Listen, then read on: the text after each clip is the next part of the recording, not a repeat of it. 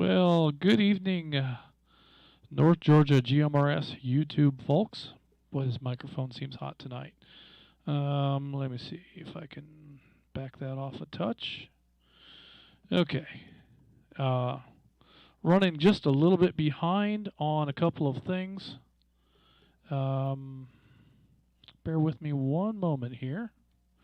I'm going to do that, and then I'm going to deal with this machine over here.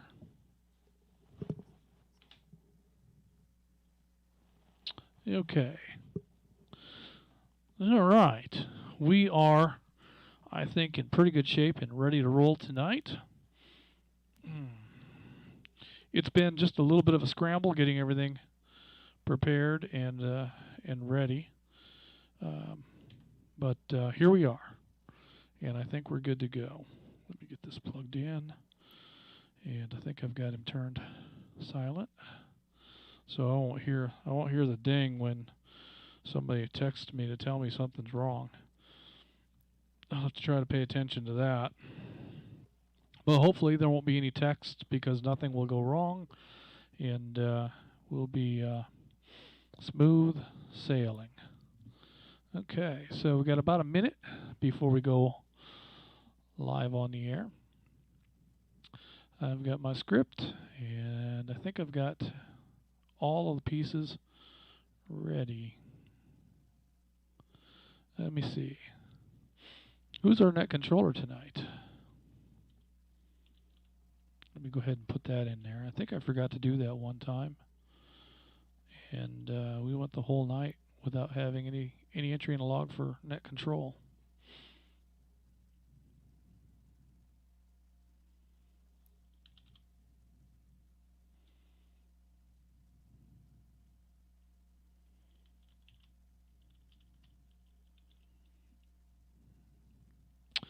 Okay, and we are just about to do it here. So hang on, we're going to go for a little bit of a ride. Appreciate you all checking in with us, and we're looking forward to a successful net this evening. Here we go. Good evening, and welcome to the North Georgia GMRS Regional Net. I'll be working off the Pine Log repeater this evening, but we'll be networked in with the following repeaters: Sassafras, Lookout Mountain, Jersey, Crawford, Somerville, Madison, Columbus, McDonough, Zebulon, Moreland, Noonan, and the VoIP link. Let me break.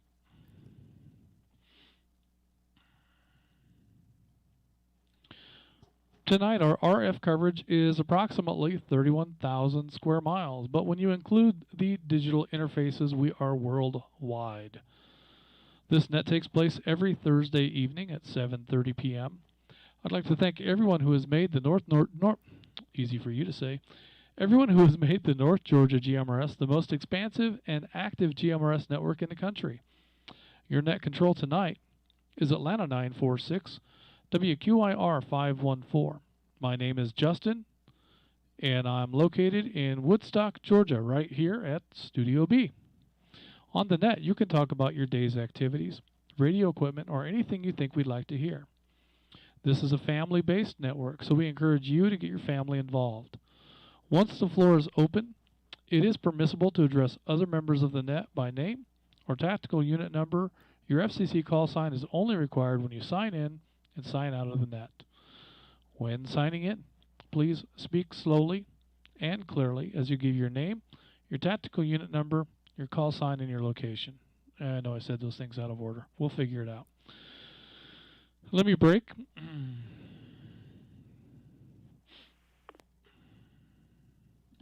Okay, at this time I'll take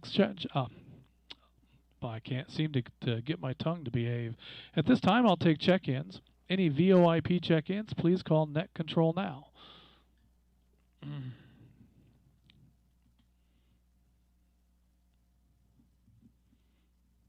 This is 253 WQNV 274, Donald from Blairsville, Georgia. This is WREC 529, Chattanooga 58 on the Lookout Mountain repeater.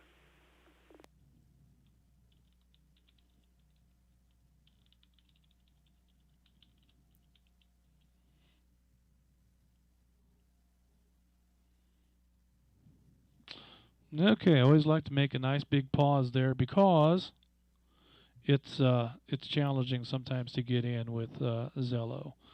But I'm going to go ahead and acknowledge what we've got. At this time, Net Control will acknowledge Atlanta 253, Donald in Blairsville. Thank you, Donald, for checking in with us tonight. Looking forward to hearing from you here in a little bit. And we have Chattanooga 58, Bill, checking in from the Lookout Mountain repeater. Thank you, Bill, for checking in with us this evening. It's great to hear from you. Do we have any other VoIP check-ins, voice over Internet Protocol, or Zello check-ins? Please call Net Control now.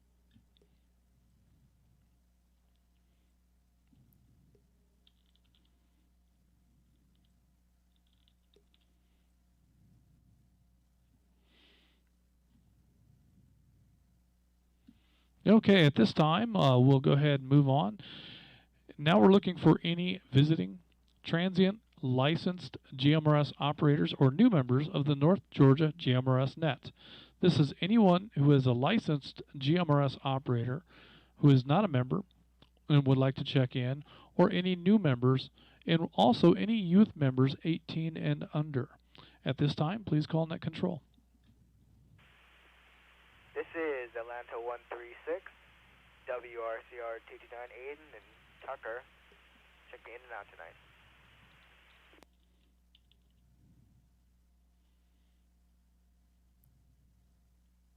This is Chattanooga 47, WRJV 257, Chad, checking in and out tonight. I'm a new member.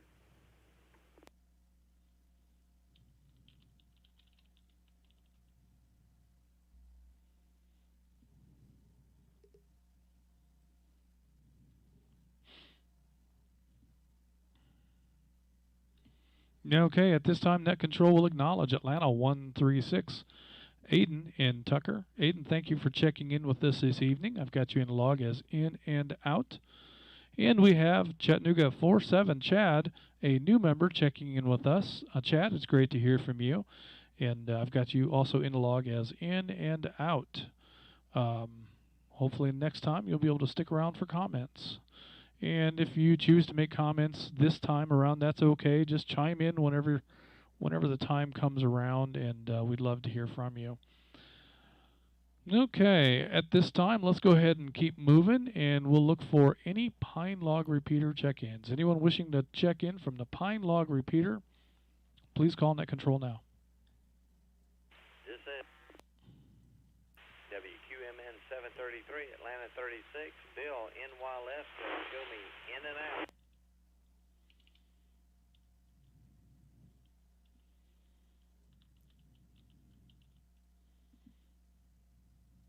This is Atlanta 555, Dave and Marietta, WRJA 382, checking in. This is Atlanta 948, WRAR 430, Gary in Woodstock. Wishing everybody a Merry Christmas. Check me in and out, Justin.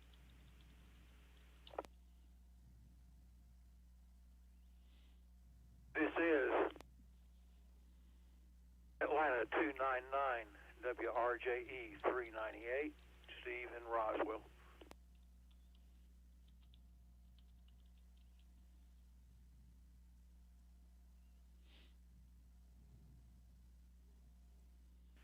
This is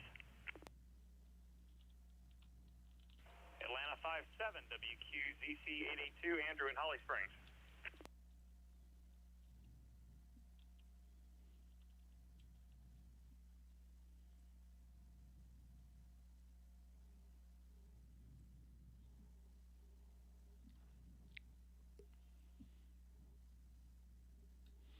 Okay, we'll take a little break right there.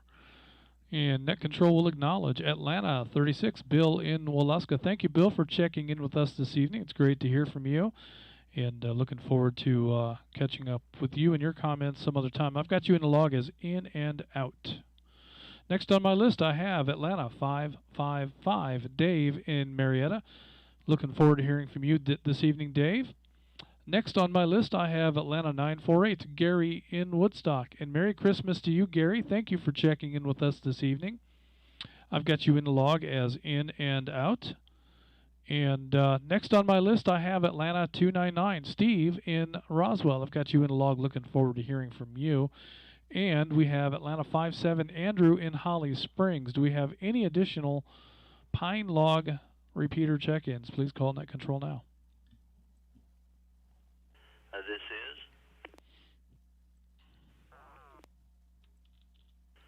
is Atlanta 123, WRFP 619, Tim in Woodstock. Please check me in and out this evening. All right, Tim. This is Atlanta 780, WQUV 439, Houston and Austell. Good evening, all. All right. This is Atlanta 414, WRJR 877, Matt in Kennesaw, checking in.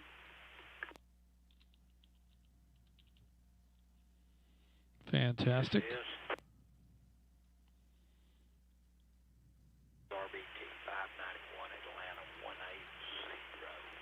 Mike in Cherry Log checking in, and unfortunately, I'll be in lurking mode tonight, so I'll be in and out.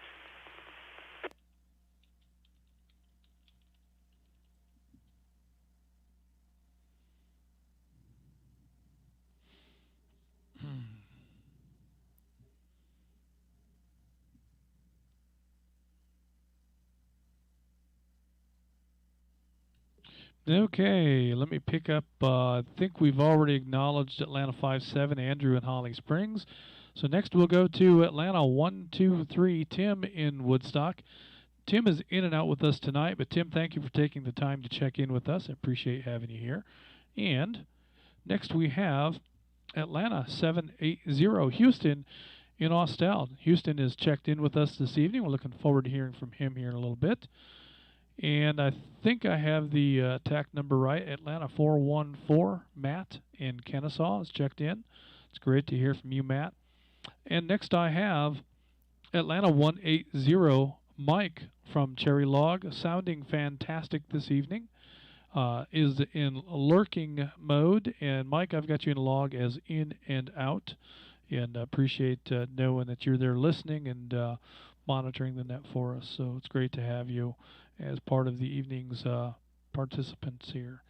Do we have any additional check-ins from the Pine Log repeater and any repeater anywhere? Anyone at all wishing to check in to the North Georgia GMRS Regional Net? Please call Net Control now. WQM 628, David, Comer, Georgia, will be in and out. The whole meeting, hopefully. Net Control, this is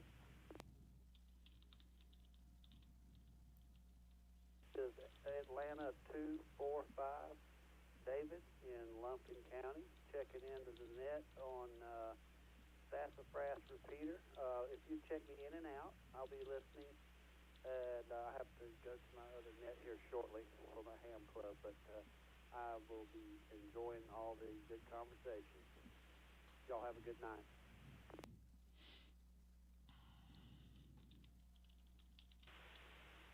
WRCR 952, this is Tim in Stockbridge, McDonough 22.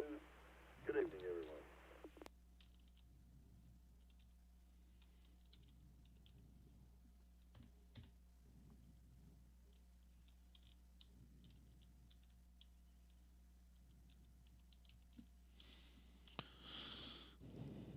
All right.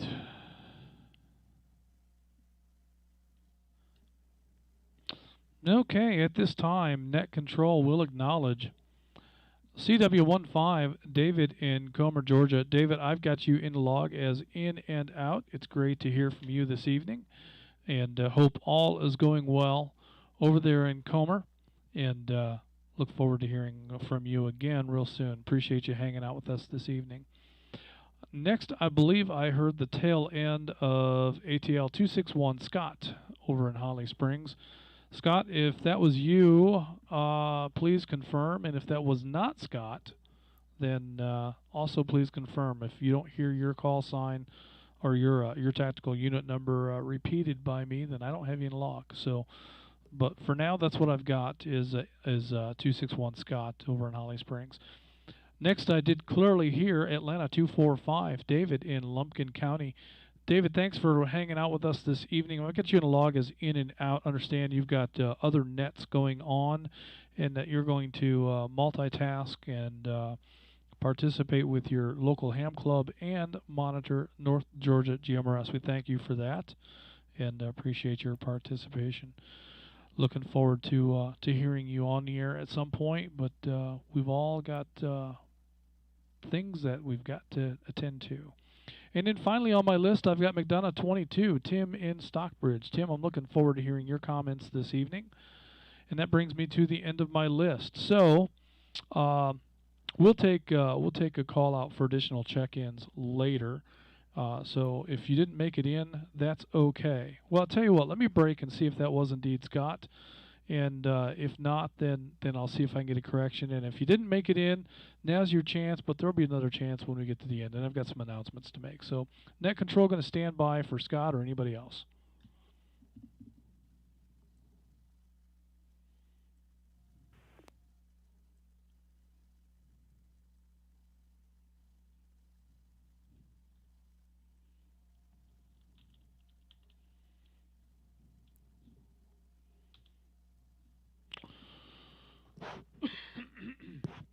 Sorry about that. I don't have a mute button over here that I can reach. Net control, I don't think we heard the end of your transmission. I don't know if it was because of the repeaters kicking off after 60 seconds of continuous operation, a safety mechanism, or what, but I know I don't have any idea where we're going leading now. Yeah, all right. Well, we shouldn't have any timeout timers on. Okay. And so basically where I was at was I was calling out to see if indeed that was Atlanta 261. Hopefully I've acknowledged everyone. 245, David in Lumpkin County, and McDonough 22, Tim in Stockbridge before you lost me there. But looking for Scott to confirm his participation this evening, and last call for check-ins before we go back up to the top. And there will be another opportunity to check in, so if you missed this one, that's okay. But Scott, was that you, Atlanta 261?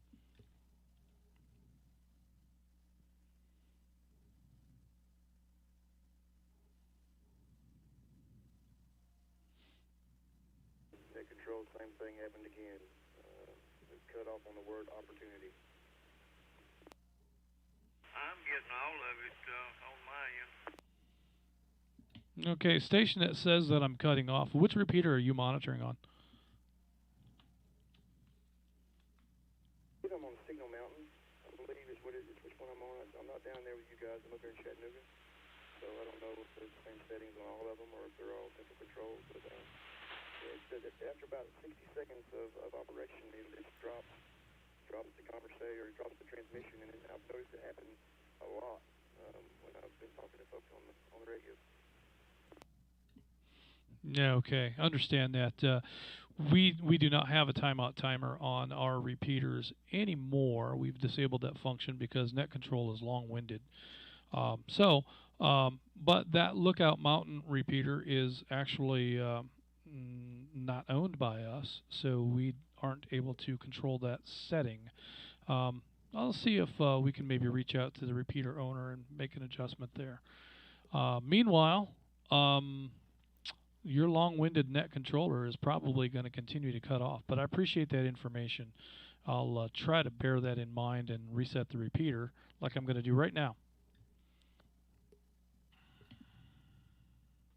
And if I can remember to do that, maybe you'll hear me well through the evening. So we've got a good start on our check-ins here. So, but before we get going back to the top of the list with Donald, I wanted to talk briefly about a couple of things. And one is just to serve as a reminder that we are taking renewals for membership in North Georgia GMRS. So you're welcome to go to our nggmrs.org web page, and you can click on the renew membership dues here button. I don't remember exactly what it says. I should look at that. That way I would know. But in any case, please go to our web page and update, renew your 2021 membership dues. I would love to continue having all of you participate in the North Georgia GMRS Regional Net. Let me break. And the other thing I wanted to talk about very briefly is if that you are in a situation with your employment due to COVID or any other reason, and you're not able to pay your dues, but you would like to continue to be a part of North Georgia GMRS Regional Net, please send an email to Gary, Gary, at NGGMRS. And just explain to Gary that you would like to continue to be a member, but your finances don't permit it. This will be handled completely discreetly. You and Gary will be the only ones that have any awareness of any sponsorship of your membership. I am completely out of the loop with that, and so don't feel like you have to be you have to let everybody in the world know. Alternatively, if you're more comfortable reaching out to me, I will pass that information on, and I'll have Gary handle it. But in either case, we definitely want to be sure that we keep your membership if you're interested, but you are unable to afford the membership dues. So that's what I have for announcements. Well, one more thing before I slip into forgetfulness. There will be no net next week. The net control operators will all be enjoying Christmas time with families next week, and we hope that you will be as well. However, it's quite likely I'll have a radio monitoring somewhere in the room, and if anybody has any Santa sightings that they want to come on the air and report, that would be very cool. And I will definitely be keeping my ears and my eyes open, and if I become aware of Santa in or about, I will make notification over the air. So no net and no organized activity, but we may hear some random reports of the of Santa call-outs through the evening. Let me break. So just be mindful of that, and if you hear or see Santa and his sleigh making deliveries through the evening, feel free to come on the air and make the announcement of your sights and sounds, and we would love to hear that. But again, no net next week. We'll pick up the net again on New Year's Eve. So with that, I'm going to go ahead and take it to the top. The topic this evening is mobile radio installs and mistakes that you've made along the way, successes that you've had, and how you put your radio in, and your antenna and so forth. We can talk about that or anything else. Donald in Waleska, or I'm sorry, in Blairsville. Donald, you're up. So tell me about your mobile radio installation.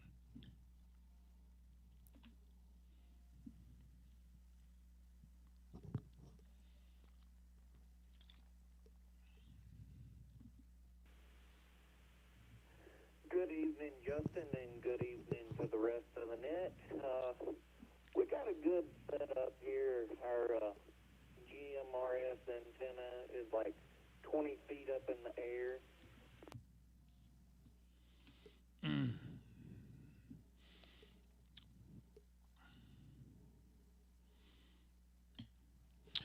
20 feet up in the air on your pickup truck, or is that your base station? I imagine you're talking about your base station. How about the setup in your mobile installation in your pickup truck? Do you have a base area? I'm sorry, a mobile radio in there and an antenna on your truck?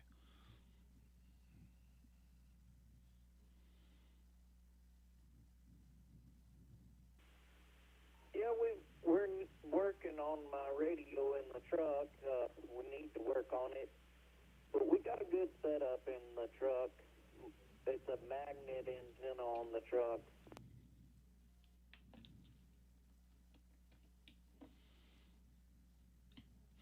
Excellent. Yes, the mag mount antennas seem to perform quite well, and you know the versatility of being able to remove that when you go to the car wash or the drive-through or other places with low clearances is pretty handy. I know that I bang my antennas around on stuff all the time, and I always worry about bending and kinking, and I have. Um, but one thing I've learned is that you can rotate that mast inside of the base. So when you get it kinked the wrong way, you can turn it, and so next time you hit something, it'll kink it back. But good stuff, and yeah, definitely get that mobile installation up and running. You should be able to make good contacts throughout that area, and your base station sounds fantastic. So thank you for that, Donald. Is everything else going okay? You staying out of trouble? Are you supervised?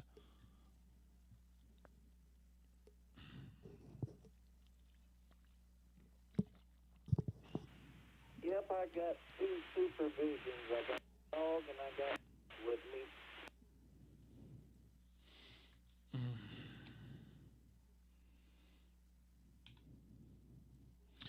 All right. Well, that's good to hear because we know what kind of trouble you might get into if you're not supervised. You could be making pound cakes, and nobody would be able to share it with you. So good to have somebody there to observe your activities. Thank you for that, Donald. With that, we're going to go ahead and move on to Chattanooga 58. Bill up in Tennessee, coming in from the Lookout Mountain repeater. Bill, I imagine I'm cutting out on you as well. Let me break. Bill, can you tell us about any mobile installation that you have, or are you limited only to using the base?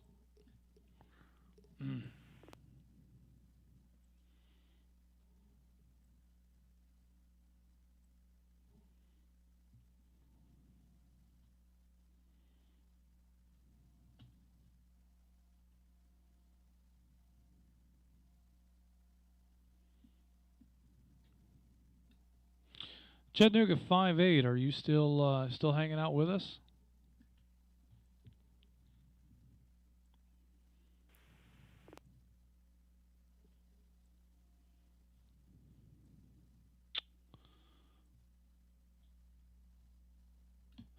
All right. Well, I imagine it's probably tough for those Chattanooga guys monitoring and only hearing the first part of what I say. Apologize for that. It's something we're going to have to take into consideration and see if we can get that net controller to behave. But Bill, we're going to go ahead and show you in log as in and out for now. But if you've got comments you'd like to make later, feel free to chime in here. Next on my list is Atlanta 136, Aiden in Tucker. Aiden, tell me about your mobile install. Do you have a radio in your vehicle, and what vehicle is that?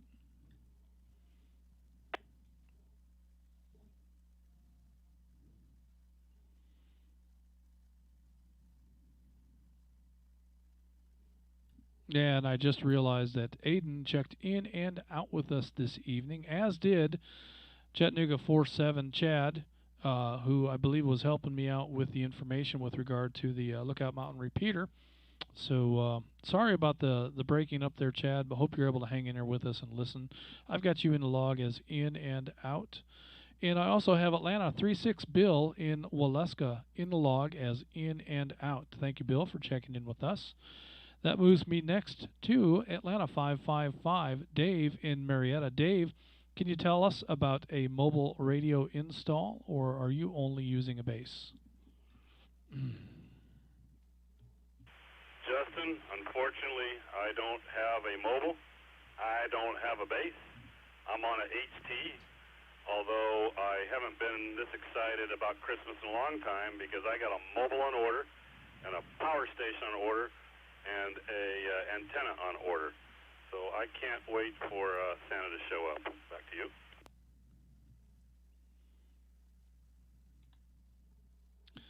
Oh, that sounds fantastic. That does sound like a very exciting Christmas coming up. And you're hitting the repeater with that HT like a bass. You sound fantastic. You've got great audio. There is a little bit of hiss in there, but your audio is so over the top of that hiss that it's meaningless. So great equipment that you're operating from at this moment. And when you get your mobile in, you said you're getting a power supply, so I assume that means you intend to use that mobile as a base. And is that your plan? And do you have an antenna mast in mind, or how are you going to install your antenna? So yes, the mobile unit is going to be my base. I Fantastic. work from home, so I sit at my laptop, 10 hours a day. So I have the power supply. I'm going to install a Kenwood mobile, and for an antenna, I have picked a J-pole, an open stud. The question I have is whether I put it in my attic, which is the shortest feed line run, or do I gain another 10 feet mounted to the outside of the house, but it's going to cost me maybe 30 in feed line. So I have some experimenting to do. Well, as you know, with RF, there are no absolutes when it comes to which way is going to work. I know that there are plenty of folks here that have successfully installed antennas in attics. I've never attempted to use the attic space for an antenna. There's no reason why I couldn't. I just never have. So I have a mast. I have several masts outside, but my antennas go to a connection on the side of the house, and then there's a polyphaser in that box, and then they go up a mast to whatever antenna. So I've got 2-meter antenna up there and 2 GMRS antennas up there, and then hanging out of the tree above all of that is an HF antenna. Yeah, that sounds exciting, and I guess there's something to be said for the short feed line, and if that helps you to get through the attic by not having as much loss in the cable, that could be a win. But if the attic offers interference and you end up going to the mast, well, the solution there is to just use something like LMR 400 or better, so you can minimize losses in the length of that cable run. I think I have about 45 feet of cable from the antenna to the radio, down the mast into the polyphaser, from the polyphaser across my attic, and then down, and then to the patch panel that's behind my desk. Probably about 45 feet in all. So, and that seems to work, but I've got good proximity to the repeater, so that's how I get by with it. Thank you for that, Dave. With that, I'm going to go ahead and move on next to Atlanta 948, Gary in Woodstock. Gary is in and out with us this evening, but I'll tell you, he has a Kenwood, I believe it's a DK80 radio that he has setting in the center console of his truck without any mounting hardware whatsoever. And he uses a mag mount antenna that rests on the floor of the back seat of his pickup truck. And he gets out surprisingly well with that arrangement. Every now and then we talk him into putting the mag mount on top of the truck like it's supposed to, but he doesn't like that very much, and most of the time the antenna is inside, so it works for him. Next on my list, I have Atlanta 299, Steve in Roswell. Steve, can you tell us about your mobile radio install? Well, there's not a lot to say about my mobile because I don't have radio in the mobile right now. I do have a Kenwood TK8180 slated for that purpose. Oh, nice. Over there.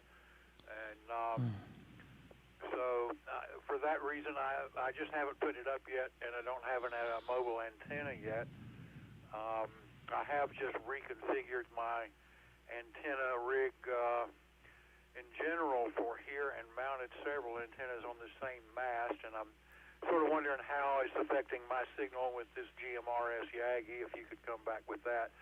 But right as of now, I don't have a mobile, but that's something that's going to be a project. Well, fantastic. And I'll tell you, your signal coming into the repeater is great. I hear almost no hiss, and your audio is crystal clear. So you have a fantastic station that you're working at the moment. And so the 8180 is going to be your mobile radio. Is that a 25 watt radio or is that a 40 watt radio? The 8180s I have are 50 watt radios, 8180Hs. Okay. And a lot of times you get them, they're only 40 watts, but you can tune them right up to 50 if they have a 50 watt output chip in them, which these do.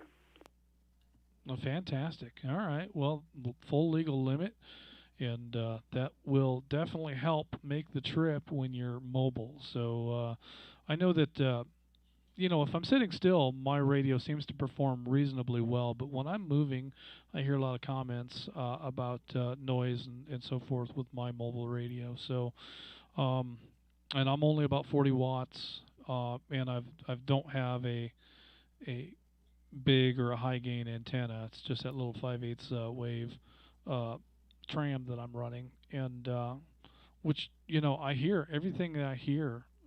You guys always sound fantastic coming into me, so the receive end of that circuit is great. I may need to look a little bit harder about improving my station for transmit, but I see almost the same performance out of my wife's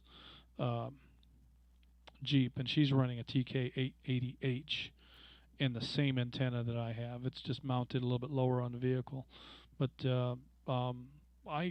when I hear her on the air, there are places where she's not getting out very well when she's down in a hole and whatnot. But for the most part, that mobile unit works really, really well. So thank you for that, and definitely looking forward to hearing your 8180. And if you're looking for antennas, you'd have to make the drive down to Noonan. But the Heathkit Radio Shop is now stocking antennas, and there will be more equipment available as time goes on. But feel free to check into what is available down there, and I believe that there will be the possibility to order, specific antennas. Tram in particular, but I think there will be some other brands available as well. So if there was something that you wanted for a specific application, you'd be able to get that. And he's also got an inventory of antennas ready to go today. So looking forward to that coming online real soon, and I'm sure it's available today by appointment if you wanted to reach out to Gary and make the trip down there. Next on my list, I have Atlanta 57 Steve in Holly Springs. Steve, how you doing this evening? Steve in Holly Springs? That's Andrew. I've got two lines of text that are just blurring together in my mind. So sorry about that, Andrew, but you're next. Good evening, Justin, and everyone on the net. Not sure what Steve has in his vehicle, but I know what's in mine. So my main vehicle I drive, which is actually a old police car for the city of Holly Springs, is a Motorola MCS 2000. It's a split unit that has a detachable, or not detachable, but separate control head from the body of the radio, so that makes it an ease to install into the vehicle. And then the next best thing about having a police car as a radio car is, guess what? The NMO mount. Goodness, I can't talk like you tonight, Justin. Those mounts are already drilled into the vehicle, so no mag mounts on that. Actually running two NMO mounts. One is on the right rear fender, and then one is actually dead center of the roof on the rear. So that's what I've got in that vehicle, and I've got another radio in my other vehicle that's a Connect Systems CS800D, which is Part 90 compliant, believe it or not. And that's the radio I have in my secondary vehicle. So that kind of gives you a little bit of a rundown. Fantastic, good stuff. And yes, those MCS 2000 radios are tanks. Those are what we used to use in our railroad trucks. They use everything. They use ICOMs and Kenwoods and Motorola's, and it just depends on on who's ordering the material on the day that your truck is being put together. But yeah, those radios are great. And I tell you, what I really love about those MCS 2000 radios, and I'm sure that there's plenty of Motorola radios that have that same microphone, but you could drive nails with that microphone.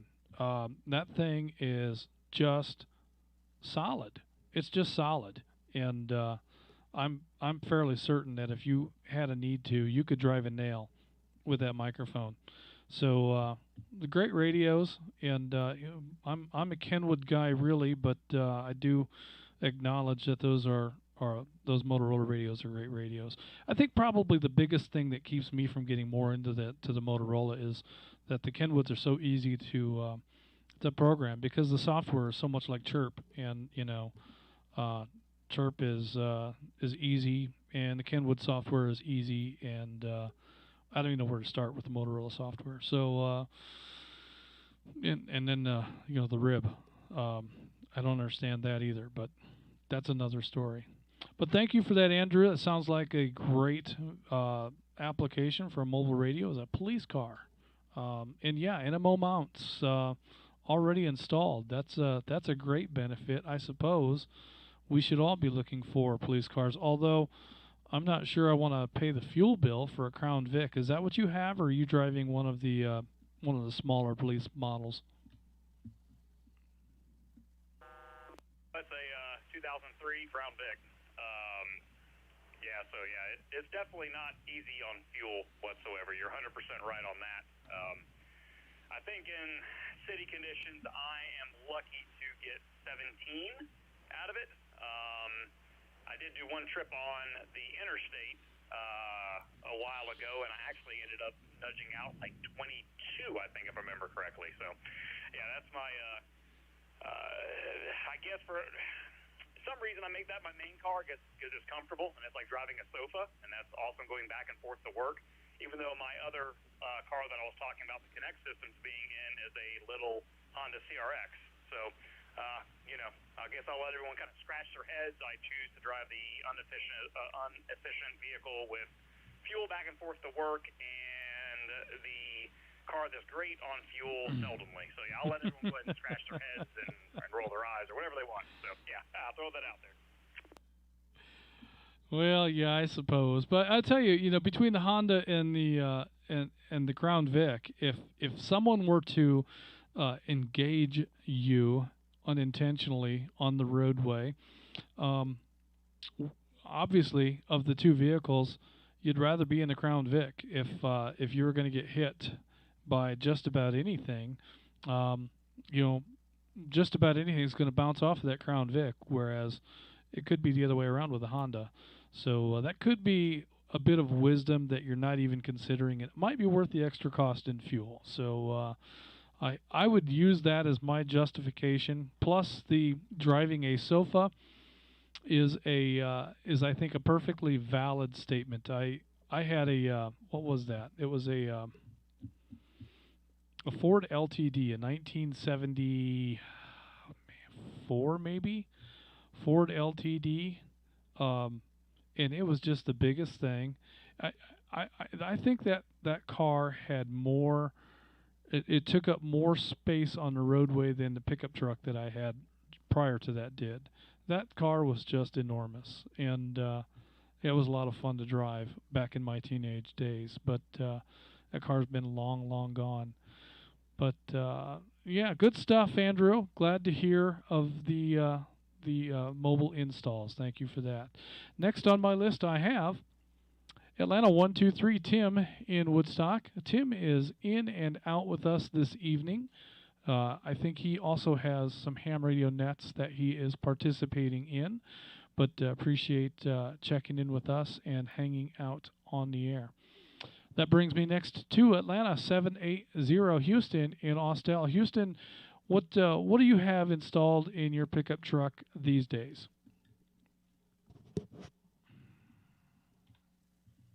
Hey, good evening, Justin. Good evening to the rest of the net. I've got a TK888 installed in the truck, along with a QIT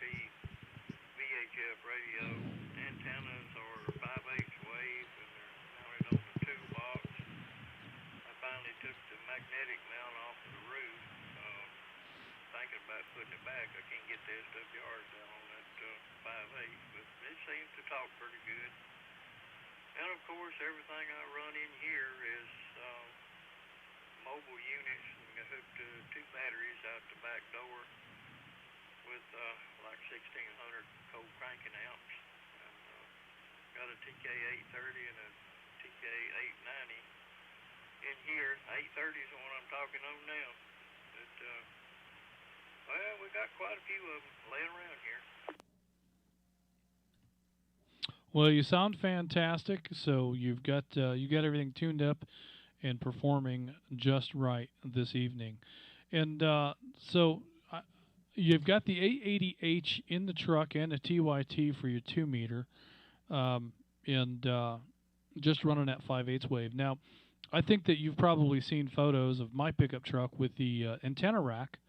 You know, the toolbox is definitely something that I think that I would like to install on that truck. I just haven't found one that excites me yet. But it seems to me that what you really need is an antenna rack to get those antennas up above the cab. I kind of enjoy having that lumber rack on the truck, and I had every intention of installing NMO mount antennas through the roof of that truck.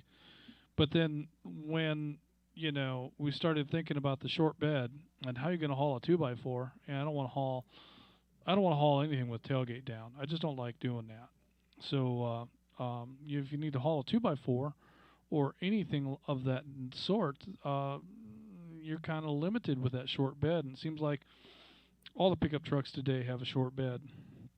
And I thought the lumber rack was just the easy answer to that. And now I can haul 10-foot sections of PVC antenna, PVC pipe, or 10-foot sections of antenna mast, the chain link fence top rail, very, very easily.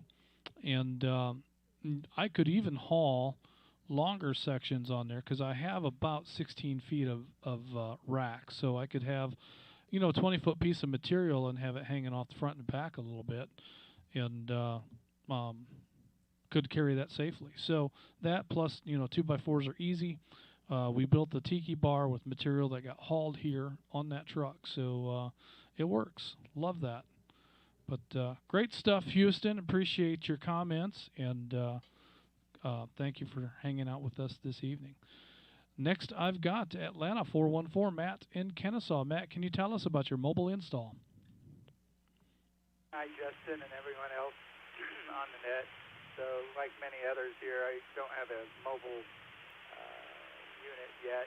I'm currently speaking on a GMRS 50X1. It's one of the BTEC, I'll call it entry-level radios. And I think that this will eventually make its way to my SUV. So I just got to research up on best way to get that installed. So, and I already have the magnetic mount antenna waiting and ready to go. So I am eager to get this unit over into my car. No, well, fantastic. Well, that 50X1 is a mobile radio, and even though you don't have it in your car yet, it still serves. So I know that we've had mixed results on that particular radio with many of the users here on North Georgia GMRS. Seems like the common complaint is that they diminish in power over a relatively short time.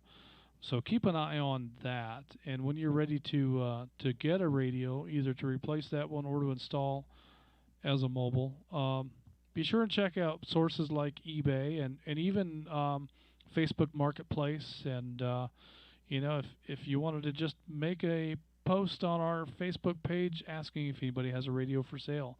Sometimes folks have extra radios, or they have they've upgraded and they've got a radio that came out of something. So there's always opportunities to move on up in radios. And I love these gently used commercial duty Kenwood radios that I have here. So that the TK880 that Houston was speaking of, I'm speaking to you right now on an 8360. In the Jeep, Julie has an 880H, I have an 880 right here as a standby radio. It would take a couple of minutes to get that standby radio operational because there's no antenna connected to it currently, but I could be on the air with it in minutes if I needed to be, and that's always been here as our standby radio for the net control.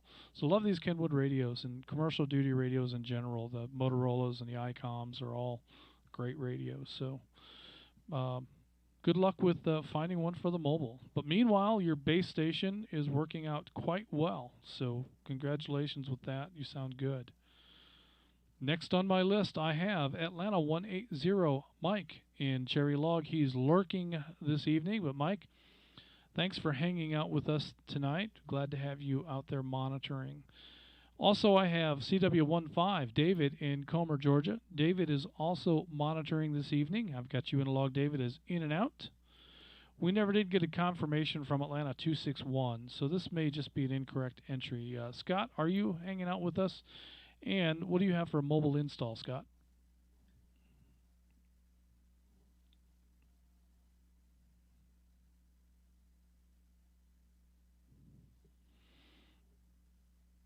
All right. Well, I'm going to remove Scott from the log, and I guess I must have misheard something there. We did have Atlanta 295 called in prior to the net and asked if I would list him in the log, so I'm going to put him in Scott's spot, and I'm going to show him as in and out. But Atlanta 295 is now in the 16th spot for the log this evening. That brings me next to Atlanta 245, David in Lumpkin County. David was in and out with us tonight. I think he has other nets that he's participating in. Said he was going to monitor, so thanks, David, for hanging out with us. Glad to hear you. And in our last spot on the net, we have McDonough 22, Tim in Stockbridge. Tim, can you tell us about your mobile install? Well, yeah, Justin. My mobile is a TK880H, which you probably know or have heard me say or seen me say on the Facebook there, but have the NMO magnetic mount. It's a double 5/8 layered mobile antenna on a trim 5-inch diameter magnet mount, and I don't think a 200-mile-per-hour hurricane could rip that thing off of there. But I didn't have a lot of room in the cab of my Ford Ranger, which is an older model, and so I figured out a way to mount the radio to the back of my little plastic middle console thing that you can buy in AutoZone, you know, that has the cup holders and a little box for tissues and odds and ends and stuff like that. So I mounted the bracket and my radio on the back side of that, pointing towards the driver, or pointing towards the middle of the driver's seat anyway,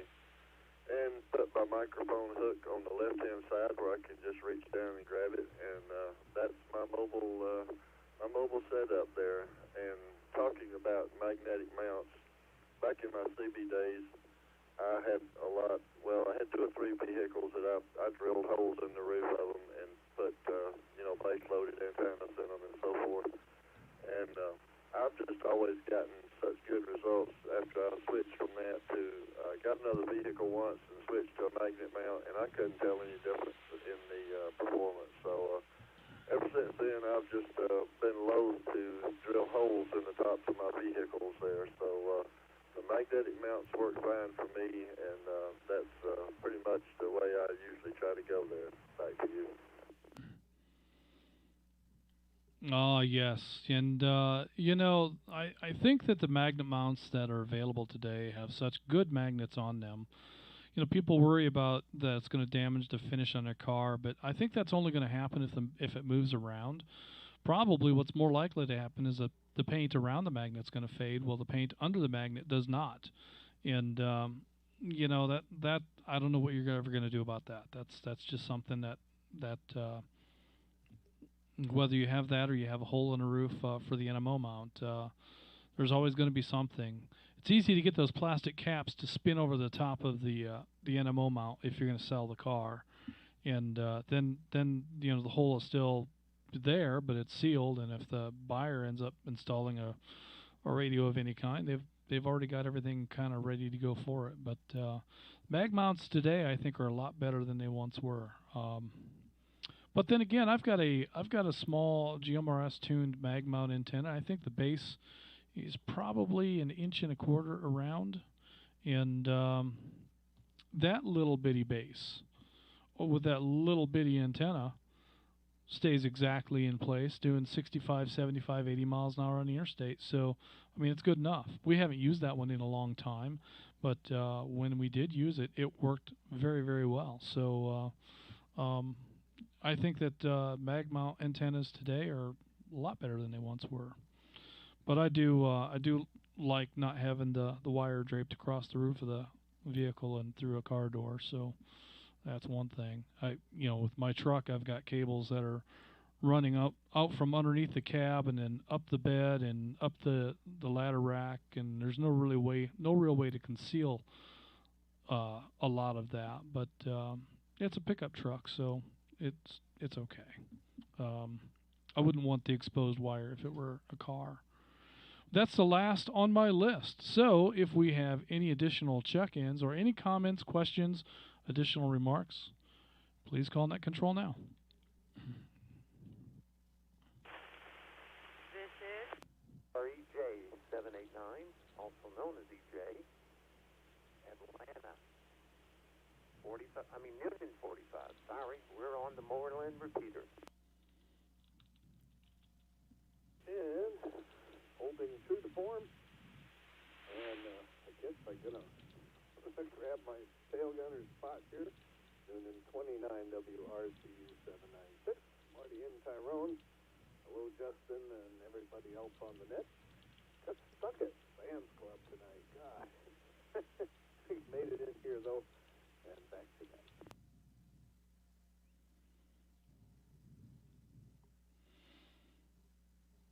This is Atlanta 911 WRAS 515, Cassandra in Woodstock.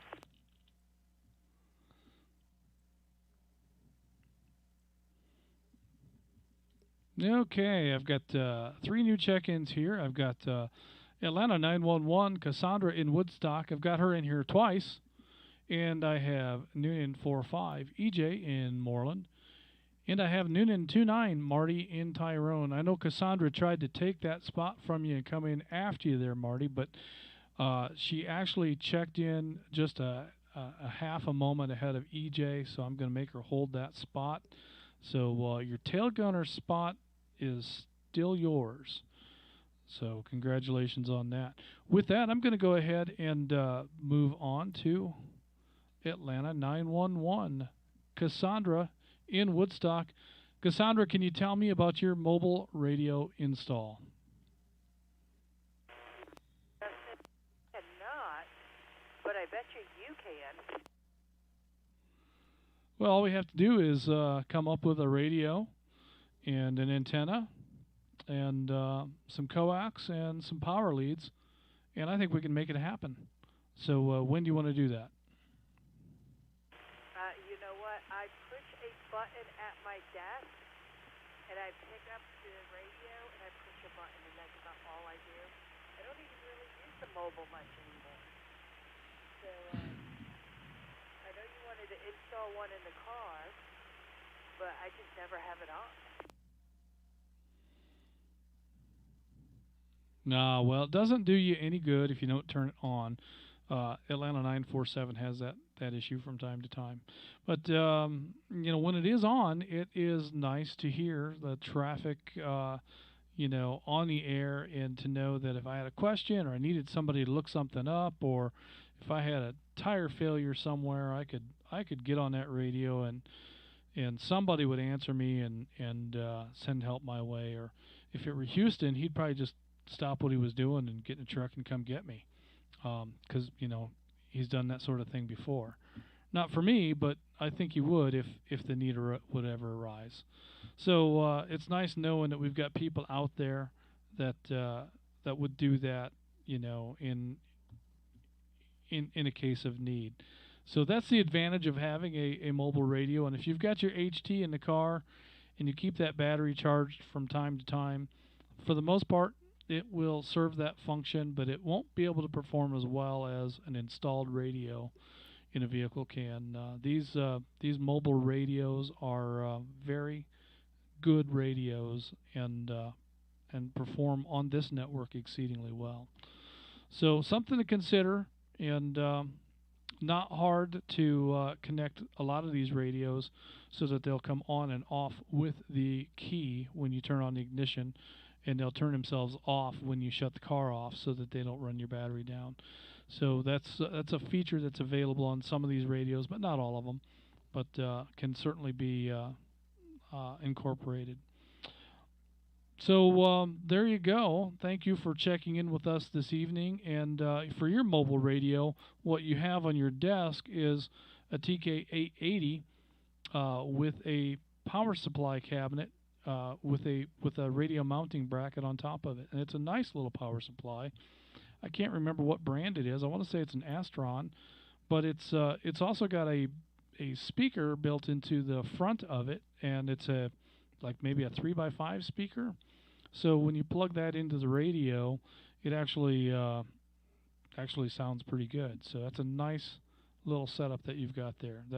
That was actually 947's net control radio when she first started. So that radio is a nostalgic little guy. Next on my list, I have Noonan 45 EJ coming in off the Moreland repeater. EJ, can you tell us about your mobile install? No mobile yet, but I've been working that way. I hear people in here talking about their former CB days when I'm kind of still there. My Cobra 29 died, so I got me a President McKinley with a sideband. So I'm running it at the base on a power supply. I liked it so much, I got one that I'll be installing in my truck this week for mobile.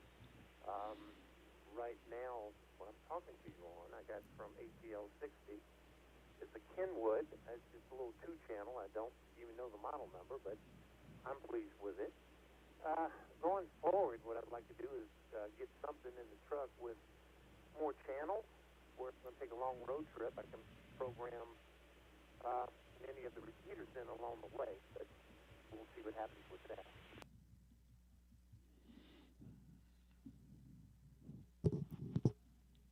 Yes, and I drive down to St. Augustine from time to time, and there is a repeater in Jacksonville that I can hit from my brother's place in St. Augustine, and I've tried many times to get some traffic off of that repeater, and I've never gotten anybody come back to me.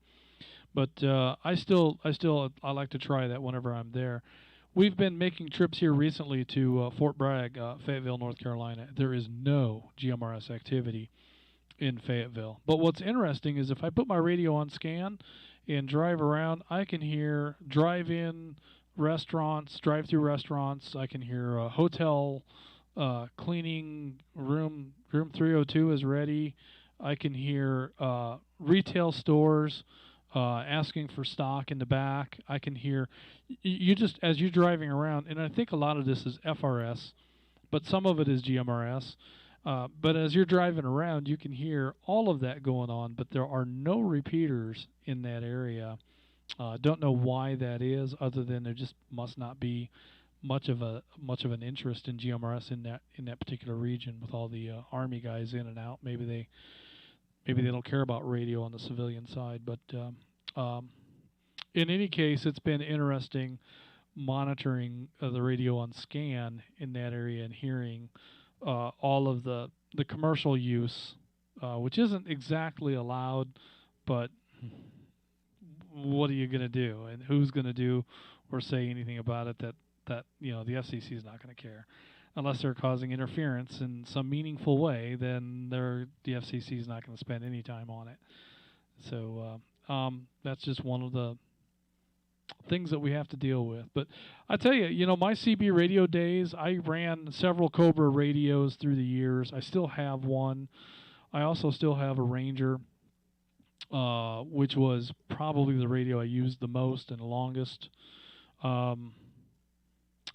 Neither one of those radios have seen power in 20 years, probably more than that. And I don't know. I mean, at this point, the caps might be bad inside.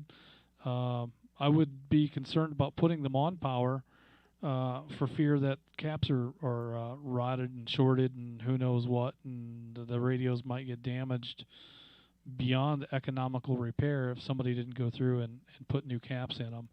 But they're just sitting on a shelf in a box so they don't collect dust, and just getting older by the day. I don't know that I'll ever do anything with them. I've got this HF radio that I'm not able to spend enough time with. So, but once upon a time, I ran 2 CB radios in the truck, monitored channel 19 virtually all the time, and then if I had someone that I was talking with, I would roll up to whatever channel that we were going to talk on and continue to monitor 19 for road conditions and bear reports and etc. So that we could stay abreast of things, on the roadway. But man, since I got out of the truck, I have not put my hands on a CB, not one single time, and really didn't have anything to do with radio until 2017 or so. And now look at me. But in any case, I suppose that 2-channel radio will serve you really, really well. And quite honestly, when I'm mobiling around, I've got an NX800 in my truck, and it's got, I don't know, it's got a couple hundred programming spots. I could program till my eyes went blind, and I kind of feel like I have because I put a lot of stuff in there already. But quite honestly, when I'm traveling through the region, I'm typically on Pine Log until I can't hear it anymore. My efforts at going to other repeaters while I'm traveling, I just don't know the region well enough without looking at a map to figure out which one I need to look at, because I'm not from here, and so even though I've been here a while, I just don't drive around that much. So it's hard for me to know which repeater I want to be listening to. I'll put it on scan sometimes, but I hear very little traffic throughout those trips. And so for the most part, my radio ends up staying on Pine Log or Sassafras. So I think a 2-channel radio is not a bad way to go. Whatever repeater is your primary repeater, probably either Noonan or Moreland, and then I don't know if you get up into the Atlanta area, maybe you want to have Pine Log or Sassafras as your second channel, and if you stay south, and maybe you want Thomaston or Columbus instead. I don't know, but I think that a lot of guys could get by really well on a 2-channel radio. Thank you for that, EJ. And next on my list is Noonan 29, Marty in Tyrone. Marty, what do you sport for a mobile installation? Let's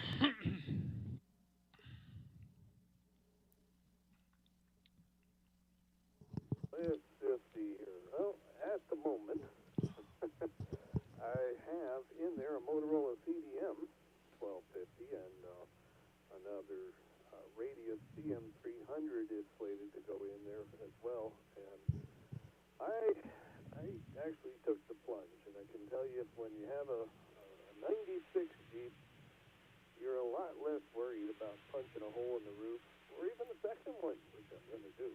And putting a good old MMO mount in there, and just sticking whatever I want on the top of the vehicle. It works just fine. So does mag mount, but you always get that cable coming in around the door and whistling sometimes in the wind and all that good stuff. Never had that happen with the NMO. But you do bash into the occasional low overhead or tree limb or garage door. But the Radius CM300 is the one I throw in the car when I do. Right now there's a CDM 1250 VHF in there, and that's, if you hear me on 2-meter mobile, that's what I'll be working on. And the one I'm sitting in front of right now, though it's not mobile, it's a base, is the TK8360 Kenwood. So I got a mishmash of stuff and a bunch of APs and HPs, I should say. And you just keep mixing it up and playing around with whatever the radio of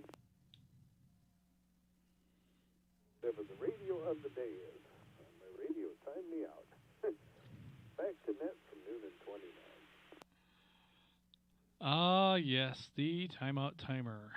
I I believe I have the timeout timer turned off in the truck, but there was that one net when Atlanta 123 was helping me out. We had all kinds of trouble here in the studio and ended up going out to the truck to do the net from the truck, and the timeout timer would get me every time, but so much so that it became a sort of a running joke that night.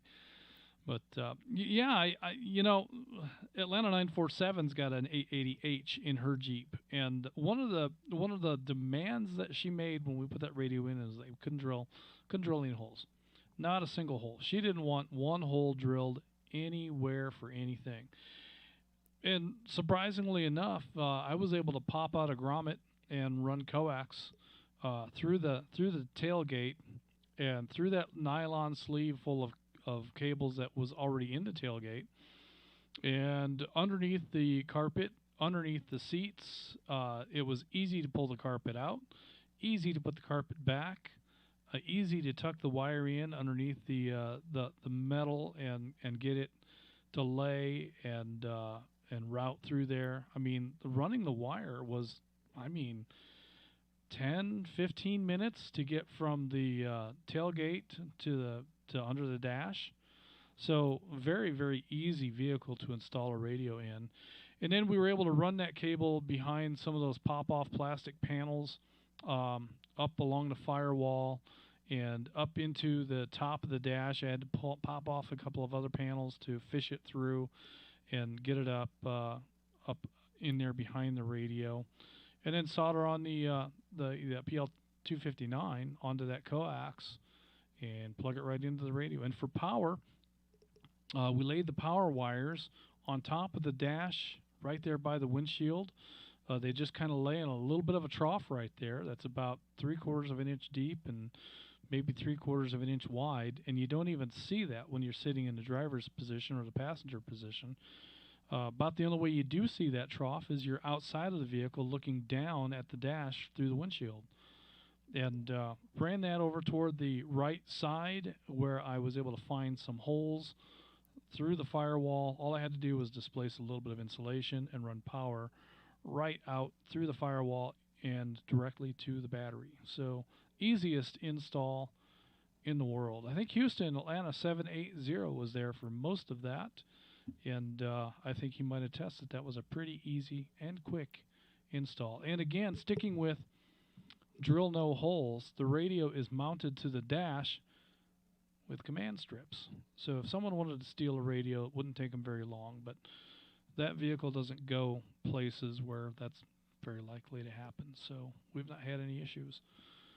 But that's the install on her Jeep. And I know that there are plenty of folks out here that sport Jeeps, and if you're thinking about putting a radio in one, easiest thing in the world to do. I found a mount for an antenna that attaches to the spare tire carrier, and so the antenna is right there. It's behind the spare tire. So 947 can take the Jeep to the car wash without worrying about the antenna getting caught by the brushes. And it just seems to perform very, very well. So, all right, well, that is our tail gunner spot, and Net Control will stand by. We'll see if we have any additional check-ins. The floor is open for any comments, questions, or inquiries, any topic at all. So, Net Control standing by. Atlanta 32, Lake checking from Indiana.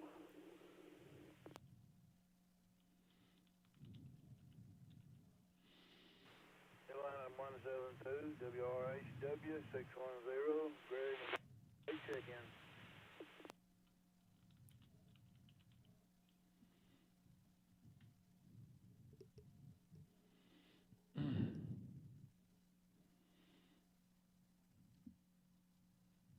WQCF 998, John and Alpharetta.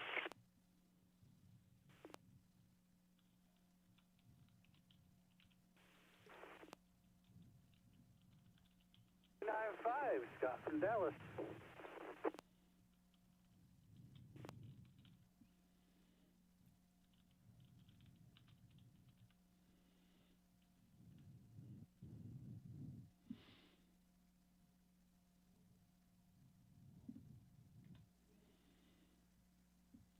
Okay, well, Marty, I guess you lost your tail gunner spot, but that's okay because we have Atlanta 32, Chris in Indiana, I believe he said. Chris had a flat tire to contend with. I believe that was today, but hopefully he's got that tire unflattened and round, and he's on the roll. Thanks, Chris, for checking in with us this evening, and be careful out there as you're, I'm sure, at this point in time, heavily engaged in delivering material to the North Pole for Santa's workshop. I have no doubt that that is indeed what you're doing, and probably bringing completed goods back to specific staging areas throughout the region as you travel back and forth. So thank you for your service, Chris. I appreciate all that you're doing out there on the road. Truck driving, if it was easy, everybody would do it. Next on my list, I have Atlanta 172, Greg in Bremen. It's great to hear from you, Greg. Looking forward to your comments and stories of your mobile radio install. And we have Atlanta 40, John in Alpharetta. John, it's great to hear from you. Glad you could make it in this evening. And we have Atlanta 295, Scott from Dallas, checking in with us. Apparently he has finished dinner and date night, or he's just taking a quick break and checking in with us. Either way, it's great to hear you in here. Let me go ahead and mark Chris. I believe, Chris, are you in and out, or are you going to hang out with us? I don't believe you have a mobile install to tell us about, do you, Chris?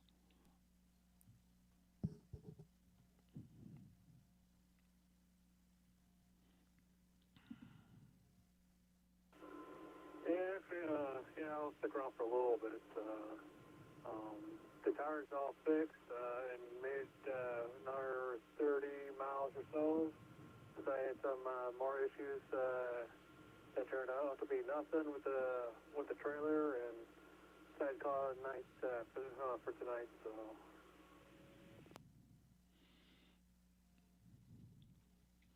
All right. Well, be careful out there, Chris, and we know that you're heavily engaged in delivering important materials this time of the year. It can be very challenging and taxing, and people are nuts out there, so just be careful. Thank you for that, Chris. With that, I'm going to go ahead and move on to Atlanta 172, Greg in Bremen. Greg, do you have a mobile install that you can tell us about?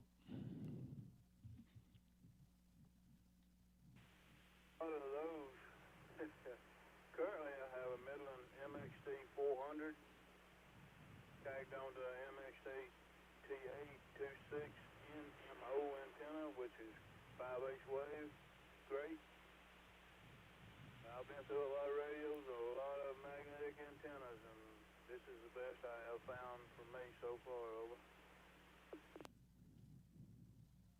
Okay, Mark. No, copy that, Greg.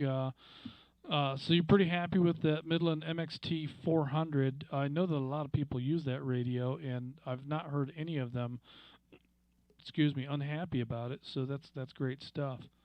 What kind of a vehicle are you running that in? In a Chevrolet pickup truck, little half-ton, 1500. I got the radio in the center console. I pulled it out, put ventilation hose on it where it could cool, pulled it out far enough for the speaker to work good, put a little rubber wedge in it, works perfect.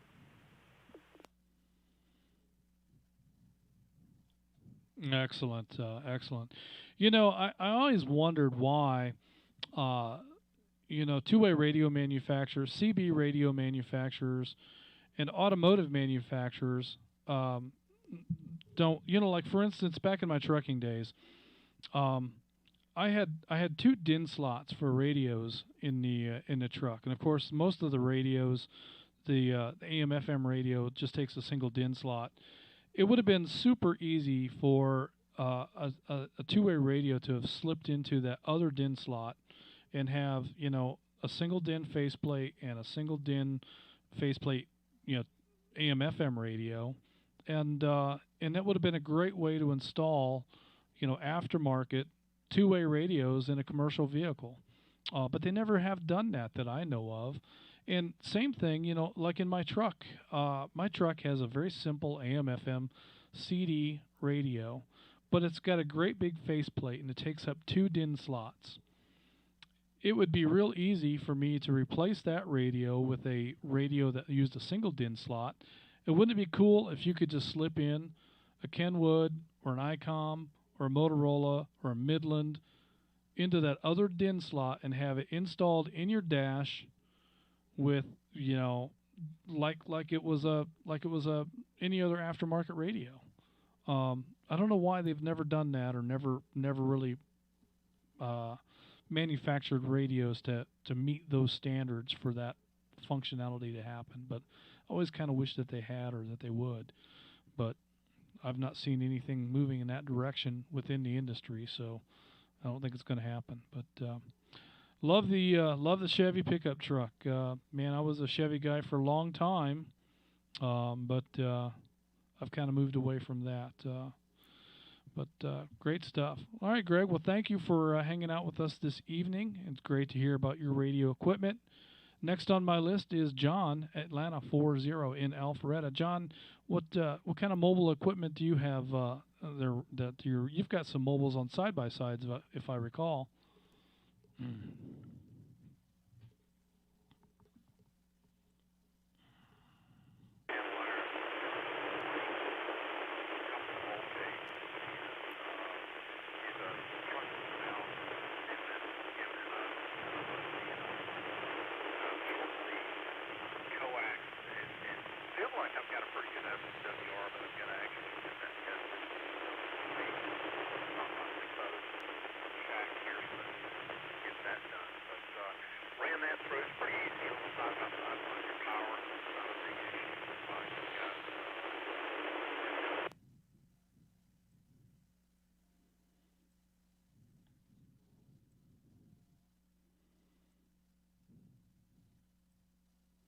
I had a real tough copy on you, John, but I heard you talking about, I don't know what radio it is, but you've got it on your side-by-side. You were saying it was real easy to get power to it, but I think I recall seeing a photo of you having that mounted like maybe overhead, but see if you can maybe modulate a little harder into that microphone there, and maybe we can hear you again.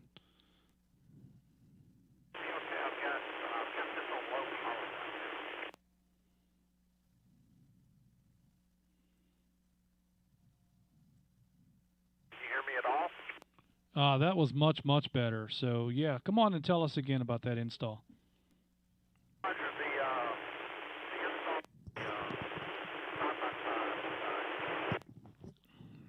So much for much better. Lost him altogether now.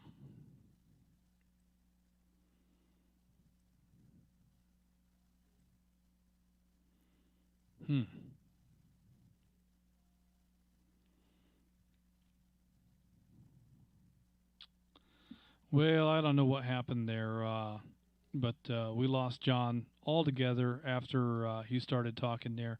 Came in nice and loud there for just a second, and then we just lost him altogether. So, but all I can tell you is that I know that John has GMRS radios mounted in his side-by-side. I think he uses that primarily on his hunting lease, and he's able to get into, I believe, the Columbus repeater from that hunting lease.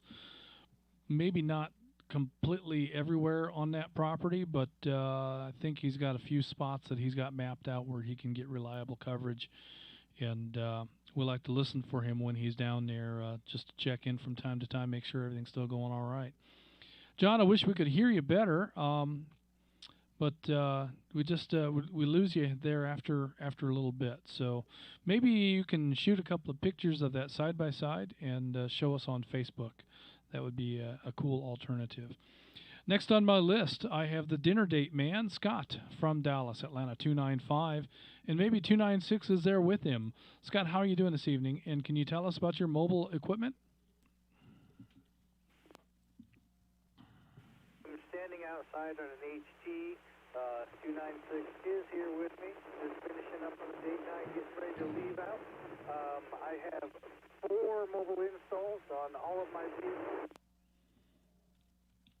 The GMRS, the other for the ham radio side.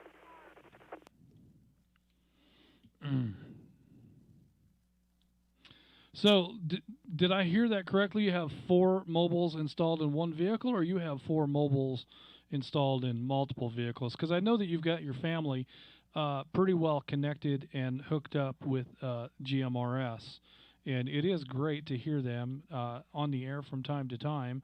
But come back and clarify what you were talking about with 4 radios. Different vehicles with mobile installs. 2 of those vehicles have 2 radios each, one for ham and one for GMRS. Okay, 2 radios each, and then I think you said 4 vehicles all together. So I imagine your kids have got GMRS radios in their vehicles.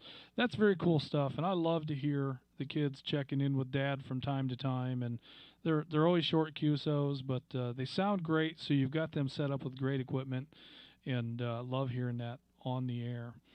And yeah, that Motorola that I got from you is still sitting on a shelf in a box, the same box that it came here in, waiting for me to connect it to a power supply. The antenna is already installed.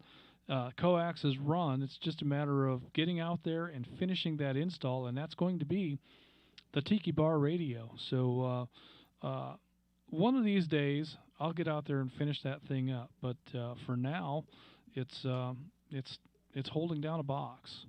But good stuff, Scott. I appreciate you taking the time out of your date night to hang out with us. I put Deborah in the log too, so be sure and tell her that we said hello and appreciate her hanging out and playing radio with us this evening. That brings me again to the end of my list. We're at 26 so far, so not a bad showing for a Thursday evening net. Do we have any additional late check-ins? I wonder if Flip's going to check in with us. I know he was having some radio trouble last week, but hopefully he's got that resolved. Let's see if we have any additional check-ins for North Georgia GMRS Net Control standing by.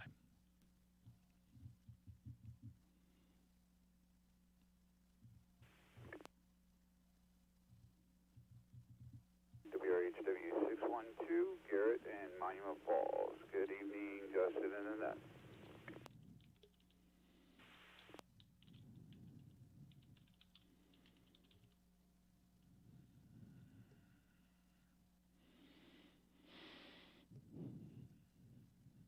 Okay, no Flip. So I imagine he's probably still got a broken radio, but I see he's helping me out with the logging. So appreciate his efforts there. He had indicated he had some kind of an antenna problem, but I've not followed up with him to see just what that is. But hopefully he can get that resolved and get on the air again real soon. But I do have Atlanta 438, Garrett in Monument Falls. Garrett, can you tell us about your mobile radio install? Started with the XPR Motorola 4350, I think that's the right code on that label, and then went to BTEX because I got tired of programming. I had problems with the digital and the analog cross-referencing each other, and currently I'm using a QIT 980 Plus along with a Tram quarter wave NMO magnetic mount.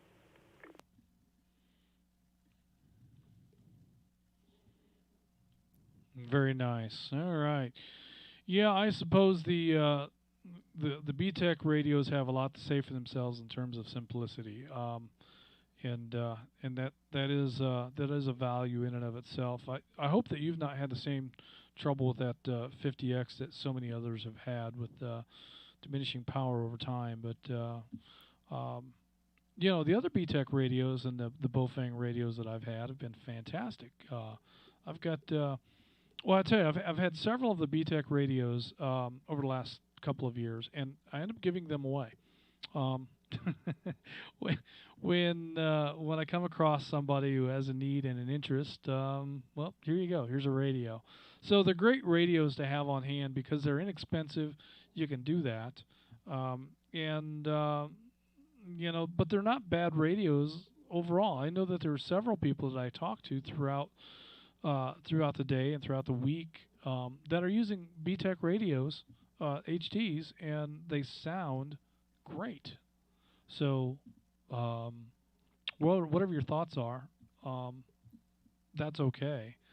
And if I were to go out and buy another radio today, it probably wouldn't be a BTEC because I'll just give the silly thing away. I'd rather buy a radio I'm going to keep. Maybe that's wrong. I don't know, but the QIT, I'm not familiar with that radio. I have a disappointing radio here on my desk, and I'm not going to talk too much about it. It's a 2-meter radio, and I have a replacement for it, but I haven't taken the time. Just like that Tiki Bar radio, I just haven't had time to pull this thing out and disconnect it and install the new radio. Unfortunately, the new radio has a much wider body and won't fit in this mount, so I'm going to have to make substantial modifications to make it install on this desk, on this little pallet that contains all the radios and fans and interconnects for the net and so forth. So, but yeah, that's cool stuff. So the XTR 4350, is that a Motorola radio? What radio is that? 45-watt mobile, and so the problem I had with it was I would program North Georgia GMRS's frequencies, and then I would also program my repeater frequencies. So my repeater uses DCS, and North Georgia uses just regular PL, or what Motorola proprietary calls it PL on the CTCSS. And for some reason, every time I would key up using a DPL or a digital coded squelch versus an analog coded squelch, it would automatically make the radio go into digital mode, and I couldn't figure it out. I just got sent 3. I actually replaced them or returned them to my buddy who owns his own infrastructure company. He builds comms for federal government contracts, and he is sending me the Vertex, the VX2200Us, and I know there's multiple members here who have plotted that particular brand, and I guess it's just a Motorola rebadged probe Motorola with a Vertex stamp on it. But it was great. The audio was phenomenal on the Motorola. Their transceivers are phenomenal in quality. I mean, they're right there with Kenwood and ICOM and Vertex. But it was just driving me crazy, and I like continuity, and for that reason, I just using this little QIT, and I'll tell you, it's been great. I haven't had one burnout or anything, so I believe Radioddity actually manufactures the QIT brand, and I know they do a plethora of frequencies, the 220 and so on and so forth. I know Tim, Atlanta 123, also has rallied against or behind the Alencos, and those are supposedly superior radios there. Over. Yes, and I think in most lines of radios we have the the good radios and the okay radios and the stay away from radios, and but yeah, in the Vertec, that's generally that's a pretty heavy duty radio. The Motorola's, like I say, a couple of the Motorola's that I've had, I remember one radio in one of my railroad maintenance trucks. The microphone felt like you were picking up a hammer. It was just so heavy. Pull it off of the mic clip, and it would, especially after a long day, you're tired, you got to clear up a track authority. It just seemed like it was an effort to hold up that mic and talk to a dispatcher, and it's just a solid piece of metal with a microphone element in it. It was just, like I said, I think you could drive nails with it. So, you know, those radios were built for a tough environment, and we bring them into our applications, and you know, we don't treat them as ruggedly as they're made for, so they'll last for a long time, even when we get them used. So I do love repurposing those commercial radios for our hobby. All right, Garrett. Well, thank you for checking in with us this evening. We are long-winded, and but we'll take one more break for any additional check-ins, and then we're about to close this thing out. So, last call. Net Control standing by.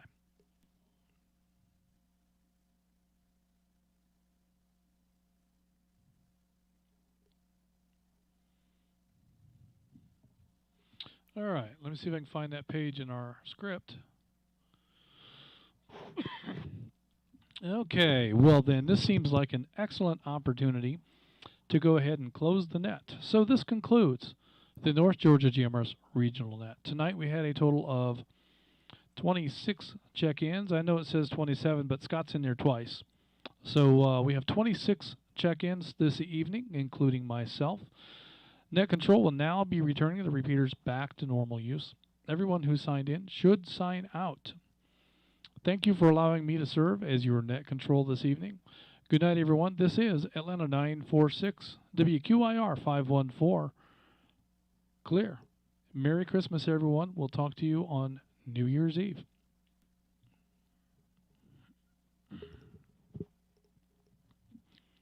All right, so. This is 253 WQNB 274, clear. All right. All right, YouTube folks. Let's see. I'm going to grab.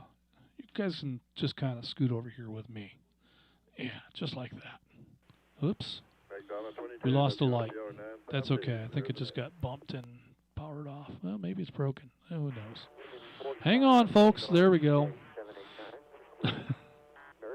So I need to scoot over to this desk so that I can do things like operate the fader on the slider and come over here to close out the net. Thanks for hanging out with us this evening. It was great having you along, and appreciate all of the viewers that were here this evening. I don't even know what we had this evening, but I enjoyed the net and enjoyed hanging out with you. So I'm going to go ahead and close this thing out, and we'll talk to you guys New Year's Eve. There will be no net next week. So good evening, everyone. And where's that button at? It's right here. Bye now.